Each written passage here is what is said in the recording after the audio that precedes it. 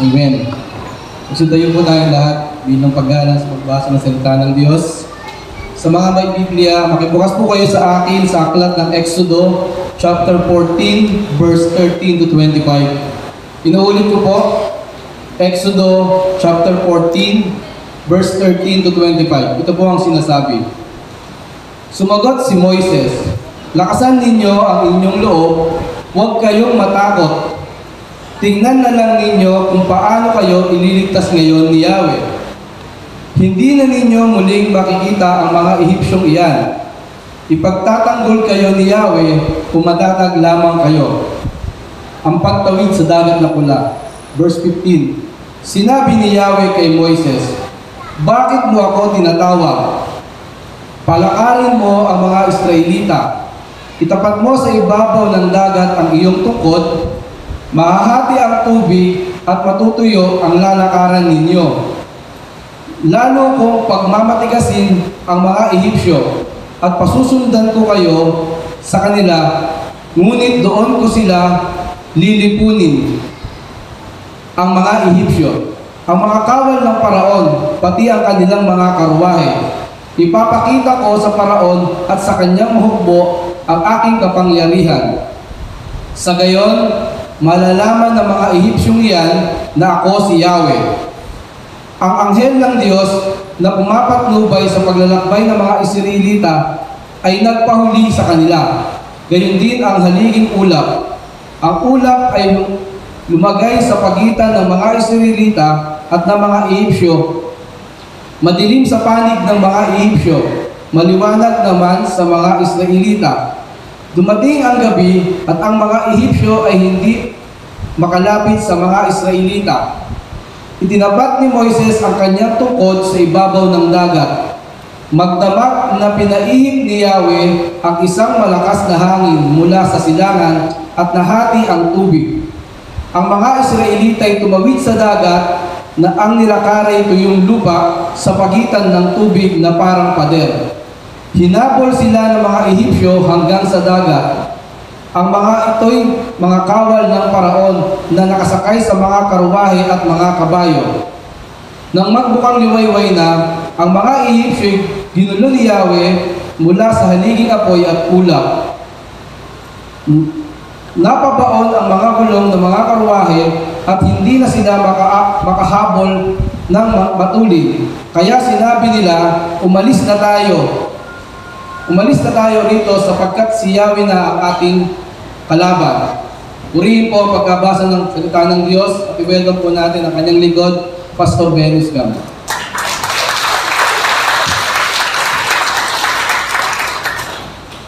Salamat Lord sa pagkabasa ng salita ng Diyos ng mga Panginoon.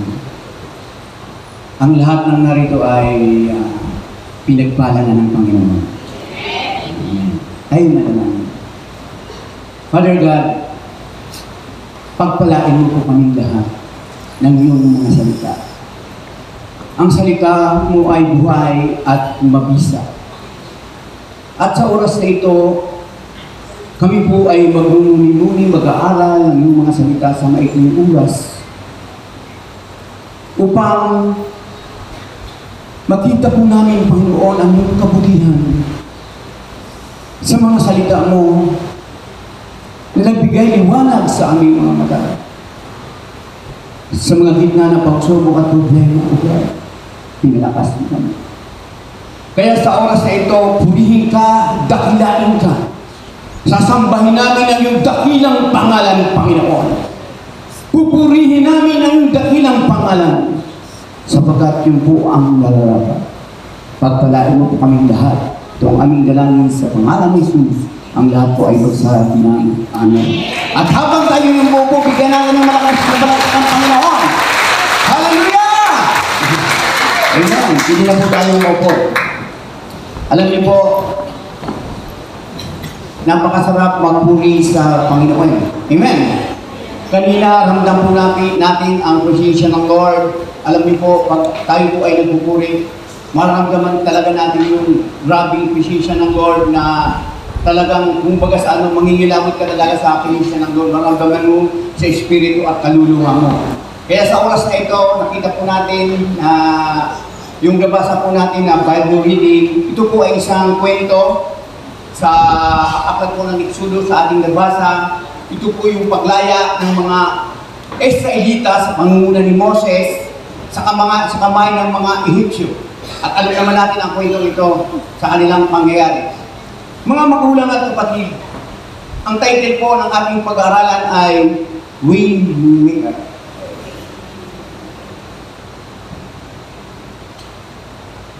Ito po ay isang, kung titingnan po natin ang buhay ng tao, kung kailan tayo naging Kristiyano, kung kailan tayo naglilingkod sa Panginoon, ang daming dumarating na problema at pagsubok.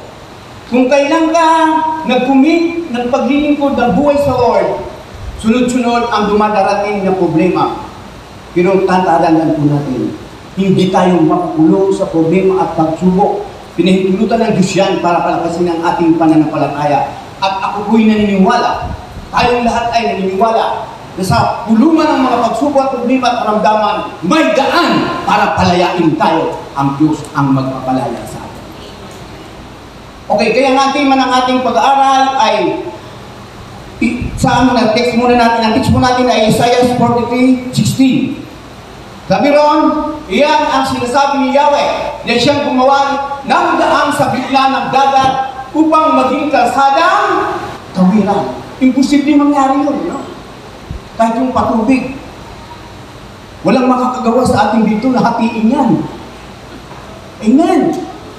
Pero may Diyos tayo na kayang gawin. God is our way maker. Not Moses, but God.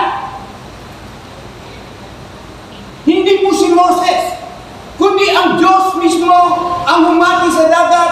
Ginamit lamang si Moses, tinutok ang tungkol at nagpinakita ng Diyos ang kapangyarihan upang ang dagat ay mahati at makalabas ang bayan ng Diyos para sila po ay maligtas, makapunta sa promised land.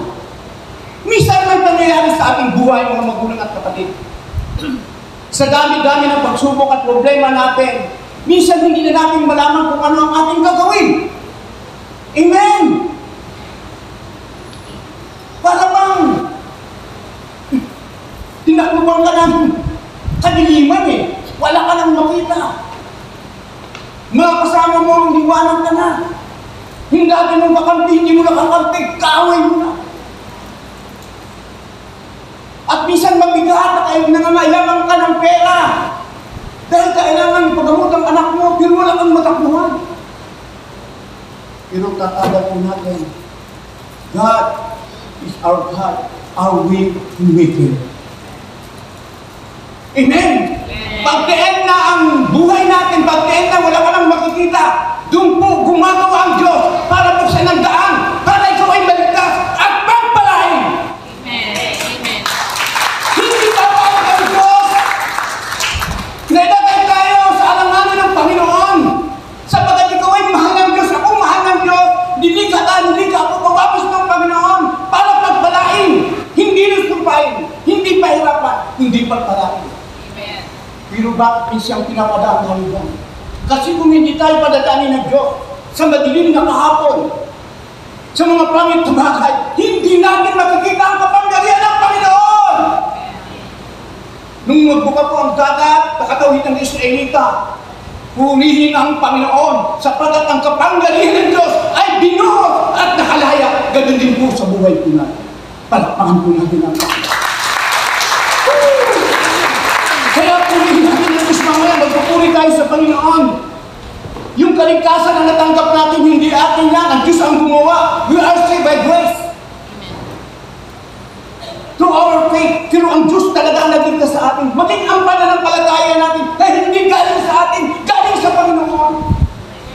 Nung tayo makarinig ng salita ng Diyos, nagkaroon tayo ng pananampalataya, sapagat ang pananampalataya ay bunga at bunga ng pakikinig ng salita ng Diyos. Nakikinig po ba kayo ng salita ng Diyos? Amen. Ang hindi nakikinig, walang pananampalataya. Amen. Kaya kailangan natin makapakinig ng salita ng Diyos. At dito po, sa church, sa mga mga church, nakakarinig tayo sa mga Bible study, nakakarinig tayo ng salita ng Diyos. Kaya lumalakas ang ating pananampalataya. Kaya ang isang Kristiyano, pag may hamon ng buhay, sabi ko sa inyo, kaya natin mapagtagumpayan yun. Because God will make a way. Hallelujah! God will make a way. Okay. Ang Diyos ang gumagawa ng daan kahit na tila wala ng paraan. Ang Diyos ang gumagawa ng daan kahit madilim na. Madilim na ang kahapon mo. Madilim na ang hinaharap mo. Marami ng trouble. Marami nang nangyayari. Diyos po ang gagawa ng paraan. Kaya nga, ang sabi nito, number 1, God can make a way out of no way. Ako kanyo po ang gusto kong sabihin. Hallelujah. Ang Diyos ang gumagawa ng paraan sa anumang paraan. Ang Diyos ay maaaring gumawa ng isang paraan out sa walang paraan.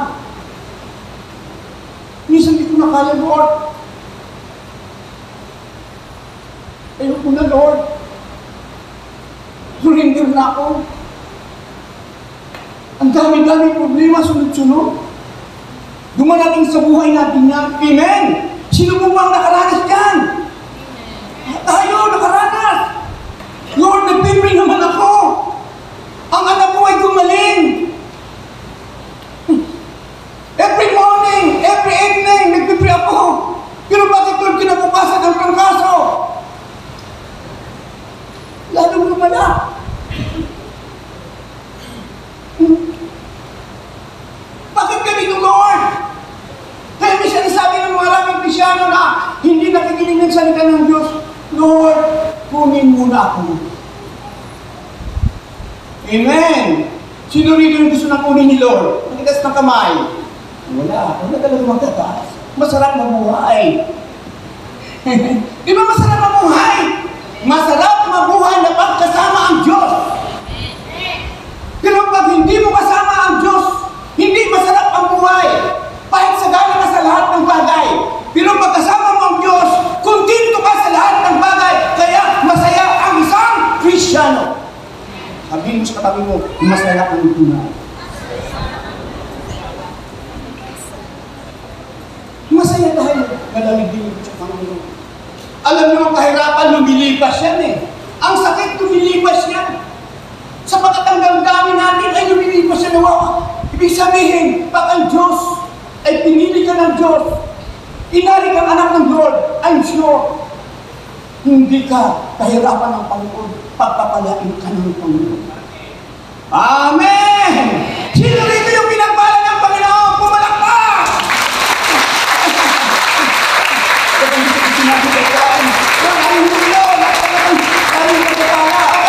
Kaya ang sabi nito, God can make a way out of no way.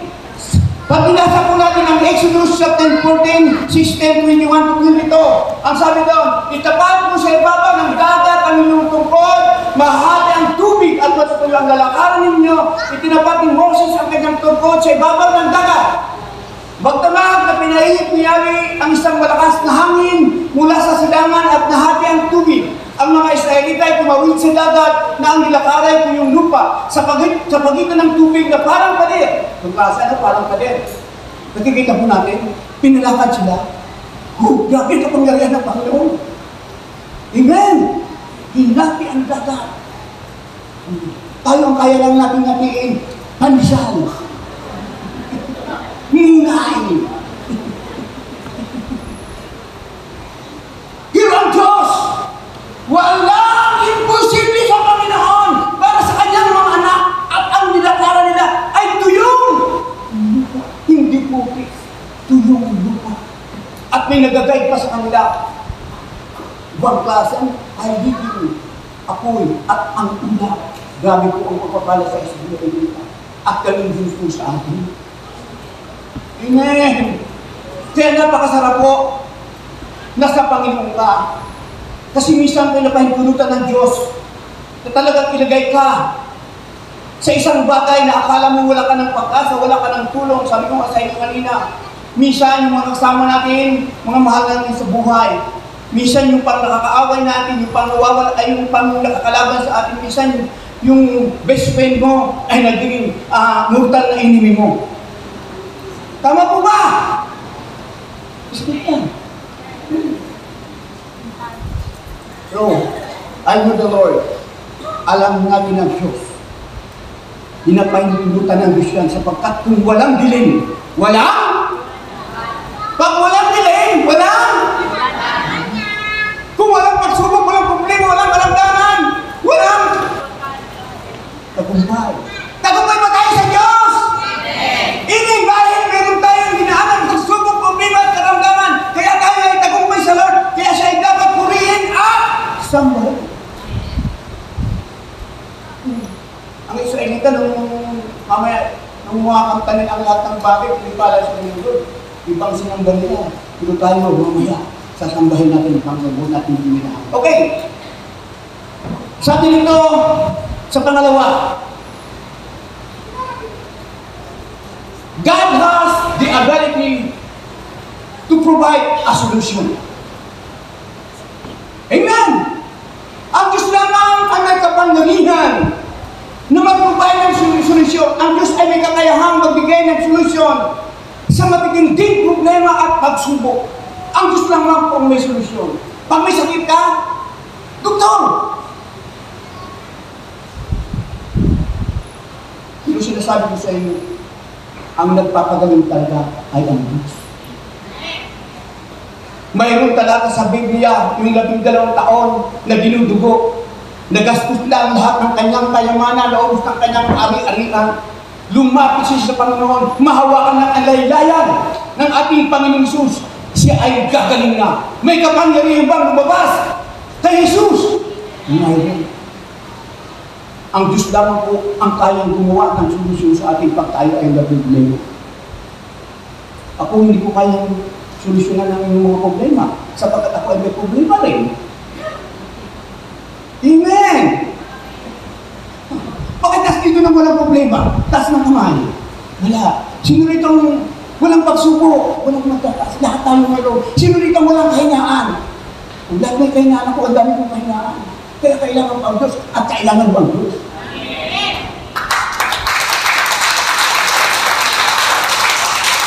Willing ka? Kailangan natin ang Diyos. Kasi kung hindi natin kailangan ang Diyos, sabi ko sa inyo, pag hindi tayo sa samahan ng Panginoon, mapapatiwala ang buhay natin. Maniwala kayo sa katubausan ng Diyos.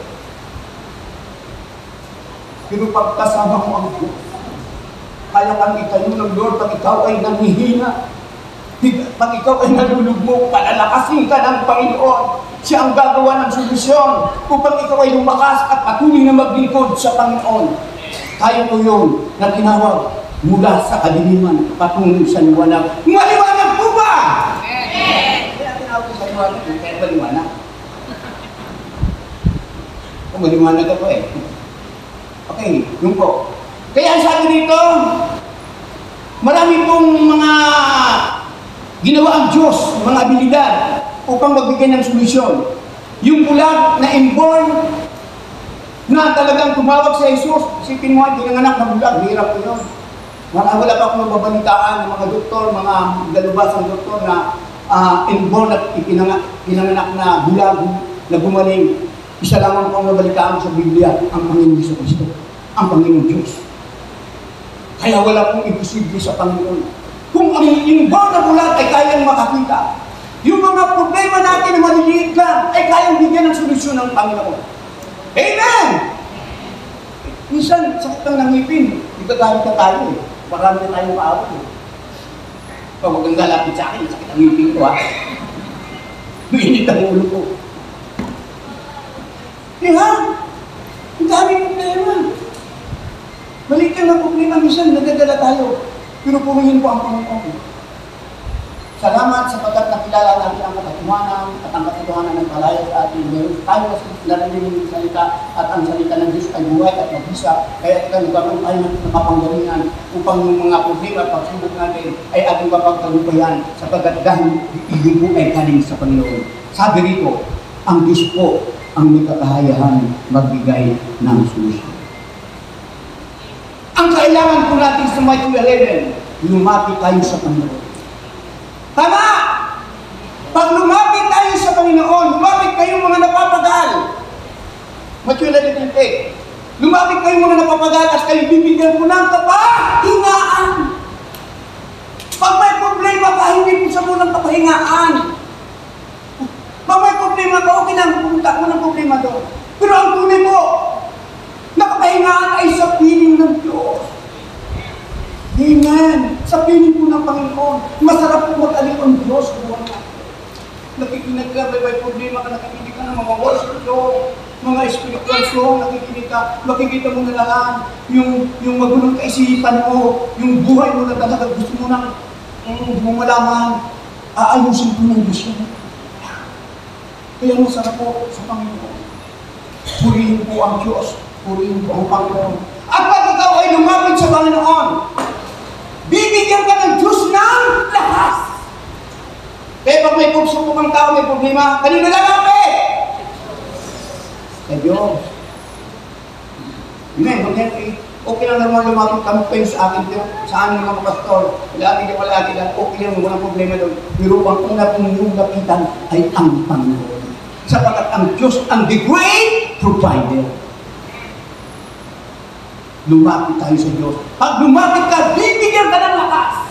Sabi nga ng Bible, sa 1 Corinthians 10:13, walang pagsubok na hindi natin kaya. At pag dumating ang pagsubok, bibigyan tayo ng lakas ng Panginoon. Pinalakas ba tayo ng Diyos? Pinalakas ba tayo? Kaya ang kaaway, kumbaga sa boxing, kaliwain na lang natin yan. Espiritu, ha? Yung kaaway, pag may kaaway tayo, tuhurin natin. Alam niyo ba yung tuhurin? Inuhod natin sa Panginoon. Manalangin tayo.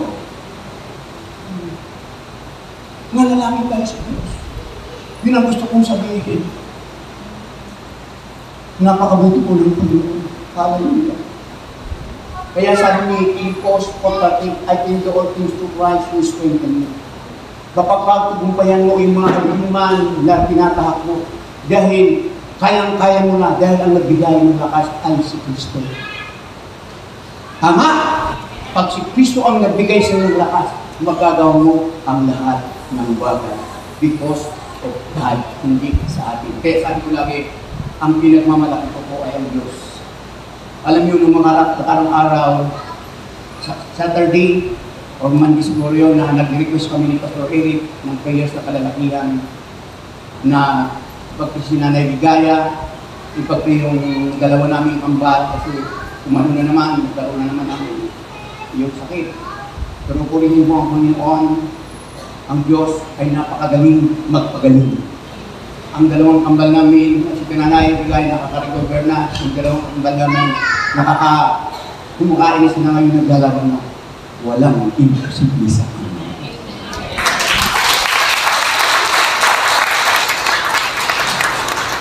May hamon ang buhay. May hamon ang buhay. At kailangan lakaran natin ang hamon ng buhay. Hindi natin piling atasan, kundi kailangan natin harapin. At sa pagharap natin, ang lakas na galing sa Diyos ang gagamitin natin. I can do the things to Christ. Sa Kristiyano, pumunta po kami ng Aritaw. Na-invite ako ng isang church doon para magsalita. In the same time, kasal po ng dati kong anak-anakan na si Joyce.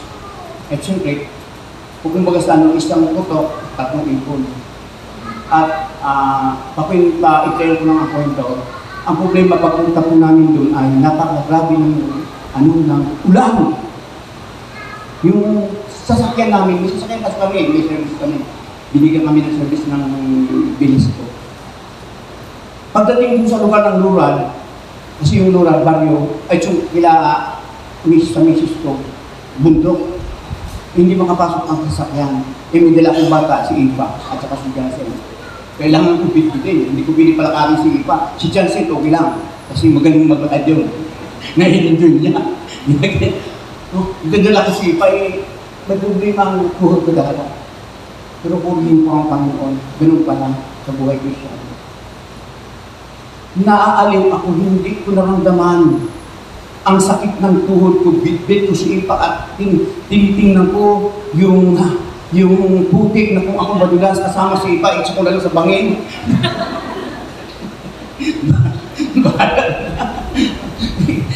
Ang nakakatuwa, ang kagandahan ng paligid. Pag makikita mo yung kagandahan ng paligid, yun po ang nag-aalin sa akin para hindi ko maramdaman yung tuhod ko na masakit. Alam niyo po ba yun? Yung nature na ibinigay ng Lord, sa buhay po natin, ganun din po. Amen! Pag tayo ay may mga pagsubok at problema na nilalakaran po natin, pag inaalala natin yung kabutihan ng Diyos, the goodness of God, hindi ka manghihina, kundi lalo kang lalakas. Hindi ka mapapagod. Amen! Hindi ka mapapagod. Bakit? Ang lakas mo ay galing kay Kristo. Ang lakas ni Kristo ay galing ang lakas mo. Amen.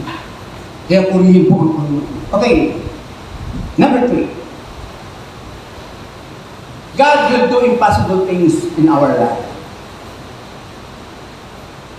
Ang Diyos ay gagawa sa atin ng imposibleng bagay. Ayaw ng Diyos na siya ay gagawa yan. Pagalingin ng ang sakit ng ano mo, yung tangkasan mo, hindi po, hindi ganun ang Lord. Ang gusto ng Diyos, gumawa sa atin ng imposible. Kaya yung mga pagsubok natin, imposible rin. Pero bakit nangyari ito? Hindi ko inaasahan. Nakuha niyo po? Hindi naman dapat ganito eh. Pero dahil ang Diyos ay imposible, kailangan ng gumawa ng imposible, kaya ang pagsubok din natin ay imposible. Very hard ang gusto kong sabihin. Parang Lord, wala na yata akong makita. Tatandaan din natin, God will do impossible things in your life. Sabihin mo sa katabi mo, ang Diyos ay gagawa ng milagro sa iyo. May milagro pa ba? Parang wala yata. May milagro pa ba? May milagro. Sabi nga pag nag-uusap ng milagro, ating lalang nila, ating Lord, nila pasukirin, darating ang panahon, mapapaputok tayo ng sa taas ng yung mga problema na dumarating sa aming buhay, hindi lang pwede sa pagpuputukin natin. Ang pagpuputukin natin, yung pagpupuri at pagsamba sa Panginoon, na ang Diyos ay mabuti! Praise God! Sa buhay natin, kaya huwag tayo magsasawa na magpasalamat sa Panginoon sapagkat bawat problema ay may solution. God will do impossible things in our life, sa iyo, sa akin, sa ating lahat. Ang Diyos ay gagawa ng imposible sa atin. Kaya kung may mga pagsubok tayo na grabe na halos hindi ka na, hindi mo na malaman ang gagawin mo, gagawa at gagawa ang Diyos. Sapagkat ang plano ng Diyos sa iyo, to prosper you, not to harm you. Hallelujah! Hallelujah! Hawak lang tayo sa kanila. Okay. Sabi ng Lucas 1:37, sapagkat walang anumang bagay na hindi kayang gawin ng Diyos. Sabi ng Lucas 1:37, ang lahat ay gagawin ng Panginoon. Ngayon, dahil ang Diyos ay gagawa sa atin ng mga imposibleng bagay, what will we do when we have nowhere to go? Ano ang gagawin natin ngayon? Kung talagang wala na tayong mapupuntahan, wala na tayong makitang daanan, sarado ng lahat. Ano ang gagawin natin? Ano ang gagawin natin? May gagawin tayo sa Panginoon. Ang kailangan ng isang Kristiyan ay maging matatag. Ang sabi doon, ang ano ang ating gagawin sa panahon wala na tayong natakbuhan ang mapupuntahan muna. Be strong in faith in God. Palakasin natin ang ating pananampalataya sa Panginoon. Lagi tayong mabatin sa gawain ng Panginoon. Alam niyo po, ang mga hindi dumating sa gawain, hindi na nakarinig ng salita ng Diyos. Tingnan mo ngayon. Yung dating banalit ang buhay, yung dating walang galit, grabe, pag hindi ka umatin sa mga gawain ng Panginoon, lalamunin ka ng kaaway. Sisirain ang buhay. Kaya kailangan natin be strong in faith in God. Palakasin natin ang ating pananampalataya sa Diyos. And pangalawa, don't worry, God is with you.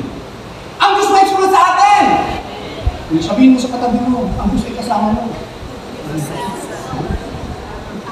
Amen. tingnan mo yung katabi. Si Kristo yung katabi mo. Kasi lahat may kahinaan niya, pero pag tinatawag mo sa Kristo, hindi na kahinaan ng katabi mo ang makikita mo, kundi si Kristo. Amen!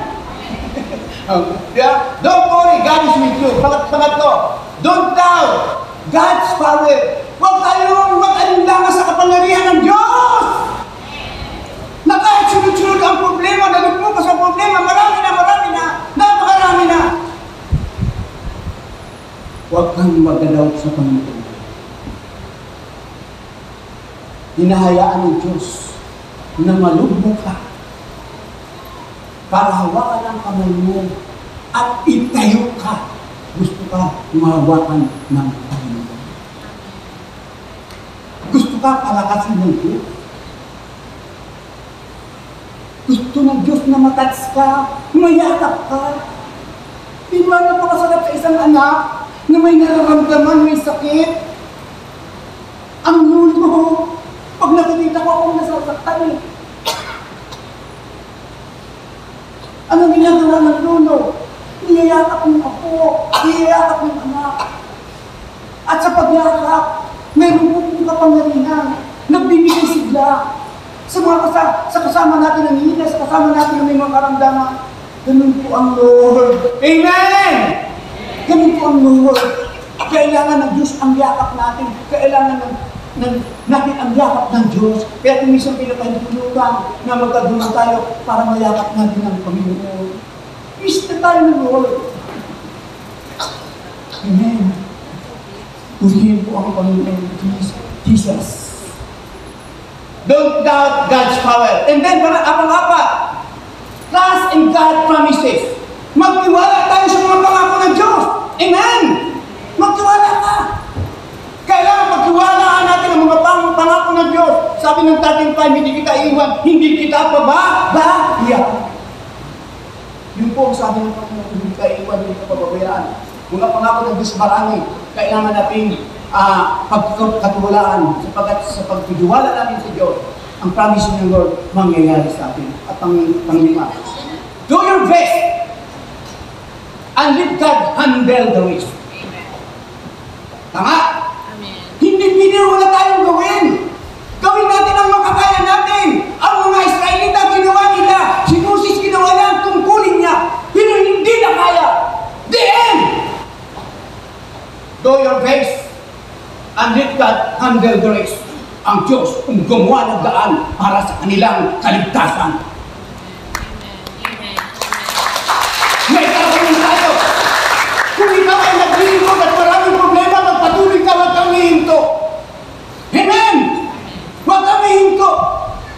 Sapagkat pag huminto ka, I'm sure, mapapatay ka ng mga Israelita. Kung huminto ang mga Israelita, sumulindir sa ang mga Israelita sa Egypt, I'm sure papatayin sila. Sapagkat grabe na galit ng Parao. Pero purihin po ang Panginoon. Do your best and let God handle the rest. Kaya kahit na rito, ginagawa natin ang makatungkulin natin. Yung pagpunta nyo rito, ginagawa nyo po yung best para sa Kanya. At ang pagpapala ko, God handle the rest. Ang Diyos na po ang bahala sa atin. Palapakang natin.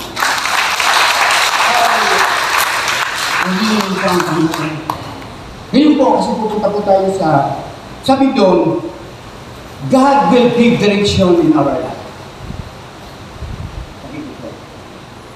God will give direction in our life. Ang Diyos po ang magbibigay ng direksyon sa ating buhay.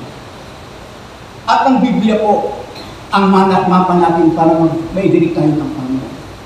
Si Moses ay punong-puno ng salita ng Diyos dahil kausap niya lang ang Panginoon. Kaya naidirect niya ang kanyang bayan papunta sa Promised Land. Pag ang ano po natin ay ang Word of God, ang salita ng Diyos, I'm sure, ang direction po natin ay tama. Kahit maraming hadlang makakadiretso ka. Kaya yun po. Kaya ang mga tao, tayo po ay kailangan i-handle po natin ang ating buhay ayon sa salita ng Diyos. Ngayon, alam niyo po mga magulang at kapatid, itong mga Israelita, binigyan na sila po ng lahat ng uri ng pagpapala ng Panginoon. Pero ang problema, sumamba pa sila sa ibang Diyos. Amen. Buksan po natin kasi pupunta tayo sa praise and worship. Okay. In Isaiah 14, 19 to 21. Isaiah 19, 21. Dapat nakalagay ang 23. Kalimutan ko lang. Okay, sabi rito, sino ang may Bible? Pakibasa ng 22. Basahin ko yung 19 to 21, yung Exodus 22, basahin niyo po. Basdan mo ako! Basdan mo! Ako ay gagawa ng isang bagong bagay. Ito'y nagaganap na. Hindi mo ba nakikita? Hindi mo ba makita? Gagawa ko ng isang daanan sa gitna ng disyerto. At magkakaroon ng ilog sa lugar na ito, sabi sa mga Israel. Paparangalan ako, maging ang mababangis na hayop, gaya ng mga asong gubat at mga ospe, sapagkat nagpapukal ako ng tubig sa disyerto, upang may mainom ang mga taong ginirang ko. Ninilang ko sila upang maging aking bayan, upang ako'y kanilang laging papurihan! Purihin natin ang Diyos! Hallelujah! Pupurihin natin ang Panginoon. Sabi ng 22, sino ang nakakita? Verse 22.